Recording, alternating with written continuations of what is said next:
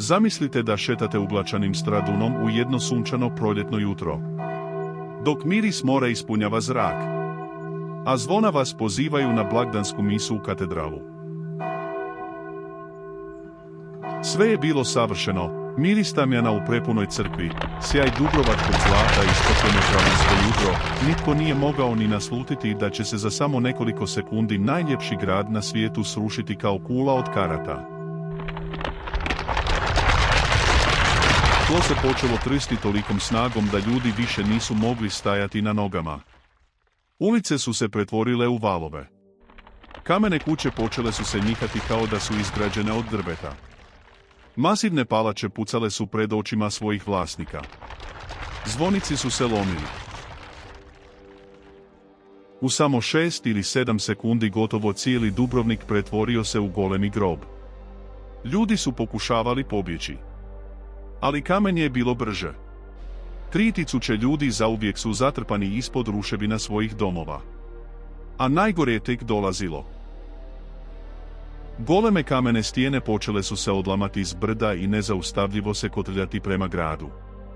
Na svom putu rušile su sve pred sobom, oni koji su uspjeli izbjeći ruševine sada su pokušavali pobjeći pred kamenjem koje je padalo sa svih strana. Srđa. Prašina je bila toliko gusta da je gotovo potpuno zaklonila sunce. Ljudi nisu mogli vidjeti ni nekoliko metara ispred sebe. Čuli su se samo krici ranjenih, plač djece, molitve i zaglušujuća tutnjava kamenja koje se još uvijek obrušavalo niz padine Srđa. Ali priroda još nije rekla posljednju riječ. Dok su preživjeli u strahu promatrali razrušeni grad, dogodilo se nešto što je dodatno povećalo njihov užas. More se iznenada počelo povlačiti iz Dubrovačke luke. Brodovi su ostajali nasukani na morskom dnu, a dijelovi luke koje nitko dotad nije vidio odjednom su se pojavili pred očima prestravljenih stanovnika. Mnogi nisu razumjeli što se događa. Neki su, misleći da je opasnost prošla, potrčali prema obali. A onda se na horizontu pojavila golema vodena masa. U samo nekoliko trenutaka more se silovitom snagom vratilo prema gradu. Razorni valovi pogodili su Dubrovačku luku, razbijajući trgovačke brodove o kamenu obalu kao da su igračke. Drveni jarboli pucali su pod silinom udara, brodovi su tonuli ili završavali izbačeni na kopno, a već teško oštećene zidine i lučki objekti pretrpjeli su nova razaranja. Za ljude koji su upravo preživjeli jedan od najjačih potresa u povijesti Dubrovnika činilo se kao da se cijeli svijet urotio protiv njih. Ali ni tu njihovim mukama nije bio kraj. Iz porušenih kuća počeo se dizati dim. U početku se činilo da su to tek manji požari izazvani prevrnutim ognjištima i svijećama koje su ostale gorjeti među ruševinama. Ali snažan vjetar pretvorio je te male plamenove u vatrenu stihiju. U samo nekoliko sati požar se proširio gotovo cijelim Dubrovnikom.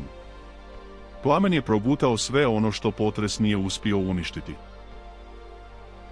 Dubrovnik je gorio. Gorio je danju. Gorio je noću. I gorio je gotovo 20 dana. Sa svih strana čuli su se vapaji ljudi koji su dozivali pomoć ispod ruševina. Preživjeli su golim rukama pokušavali iskopati svoje najmilije. Svaka sekunda bila je dragocjena. Ali bilo je i onih koji su u tuđoj nesreći vidjeli priliku za vlastitu korist. Počele su pljačke. Razbijale su se napuštene kuće. Provaljivalo se u riznice. Kralo se zlato, srebro i dragocjenosti. Prema zapisima iz toga vremena, pojedini pljačkaši skidali su nakit čak iz tijela poginulih. A onda, dok su preživjeli još uvijek tražili svoje najmilije pod ruševinama, vijest o katastrofi počela se širiti cijelim Sredozemljem. Ubrzo je stigla i do Mletaka. Za Mletačku republiku Dubrovnik je desetljećima bio više od običnog susjeda. Bio je trgovački suparnik. Grad čije su bogatstvo i sloboda mnogima smetali. A sada je izgledalo kao da se pružila prilika koja se možda više nikada neće ponoviti. Dubrovnik je bio gotovo uništen. Velik dio vlastele bio je mrtav. Knez Republike poginuo je u ruševinama Kneževa dvora. Grad je gorio. Po ulicama je vladao kaos. Mletački zapovjednici vjerovali su da će stanovnici, iscrpljeni tragedijom, biti preslabi za bilo kakav otpor. Nedugo zatim 2 mletačke galije približile su se Dubrovačkim zidinama. Ali Dubrovnik još nije bio spreman predati se. Na tvrđavi Lovrijenac preživjeli branitelji zauzeli su svoje položaje. Zapovjednik tvrđave, Pero Mučević, nije dugo razmišljao. Iako je grad bio razoren, naredio je da topovi otvore vatru. Odjek snažnih eksplozija prolomio se iznad razrušenoga Dubrovnika. Mletačke galije nisu očekivale otpor. Nakon nekoliko ispaljenih plotuna bile su prisiljene okrenuti se i povući prema Gružu, a zatim odustati od napada.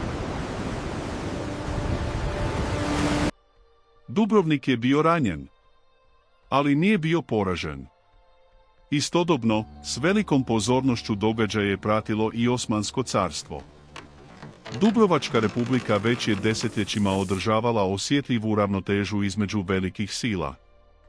Plaćala je godišnji danak sultanu, ali je zadržavala svoju unutarnju samostalnost i slobodu trgovine. Nakon katastrofe mnogi su se pitali hoće li republika uopće opstati. U tim trenucima na scenu nisu stupili vojnici. Nisu odlučivali mačevi. Odlučivale su riječi. Preživjeli dubrovački diplomati odmah su započeli jednu od najvažnijih diplomatskih misija u povijesti republike. Morali su uvjeriti i Mlečane i Osmanlije da Dubrovnik, unatoč katastrofi, i dalje postoji kao slobodna država. Bila je to borba koja se nije vodila na bojištu. Vodila se za pregovaračkim stolovima. I upravo je ta borba odlučila sudbinu republike. Dubrovčani su donijeli odluku koja će zauvijek promijeniti izgled njihova grada. Neće ga napustiti. Obnovit će ga. Već tijekom prvih mjeseci nakon katastrofe započelo je uklanjanje ruševina. Kamen po kamen. Ulica po ulica. Grad se polako počeo vraćati u život.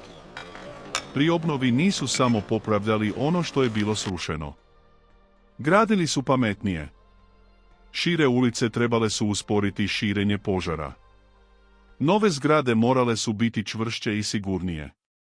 Mnogi dijelovi grada obnovljeni su u baroknom stilu, koji danas daje poseban izgled povijesnoj jezgri Dubrovnika.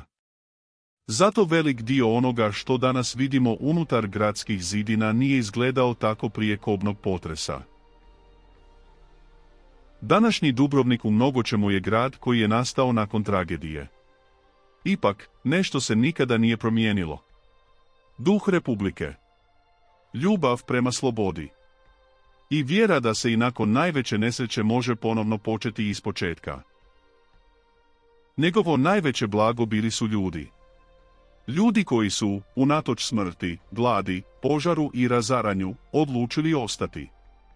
Odlučili su ponovno podići svoj grad. Kada danas prošetate Stradunom, teško je zamisliti da je gotovo svaki kamen oko vas svjedok jedne od najvećih katastrofa u europskoj povijesti. Tisuće turista svakoga dana dive se njegovim zidinama, palačama i crkvama, ne sluteći da je ovaj grad jednom gotovo nestao u samo nekoliko sekundi. Potres 6. travnja 1667. godine zauvijek je promijenio Dubrovnik. Oduzeo mu je tisuće života. Uništio stoljeća stvaranog bogatstva. Ali nije uspio slomiti ono najvažnije. Volju njegovih stanovnika. I upravo zato Dubrovnik nije ostao zapamćen kao grad koji je pao. Ostao je zapamćen kao grad koji je imao snage ponovno ustati. Baš poput Feniksa koji se rađa iz vlastitoga pepela.